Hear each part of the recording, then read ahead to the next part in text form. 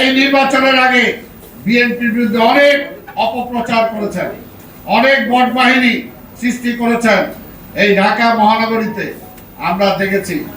আজকে বলতে চাই, আমরা অবশ্যই নির্বাচন চাই, কিন্তু নির্বাচনের আগে ঢাকা শহরে নতুন করে ভোটার তালিকা আমরা চাই। যারা ঢাকা শহরে থাকেন তারাই ঢাকা শহরে ভোটার হবে। অন্য জায়গায় থাকবেন আর ভোটের সময় ঢাকা শহরে এসে ভোট দিবেন, এটা হতে পারে না, এটা হতে পারবে না। ঢাকা শহরে অনেক বাড়িতে বাড়ি হলো জানে না, বাড়িতে সেই বাড়িতে 7টা 10টা ভোট ছিল, হঠাৎ করে 150টা ভোট হয়ে গেছে। কোথেকে হইলো? কারা আসলো? কিভাবে আসলো?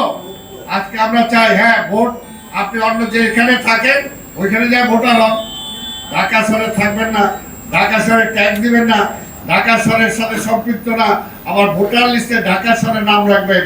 কি কারণে ভাই? যারা সৎ লোকের শাসন বলেন, নিজের একটু সৎ হন, নিজেরা মন মানসিকতা একটু সৎ হন। আমরা তো সেটা চাই, আমরা তো ভোটের বাইরে কিছু চাই না।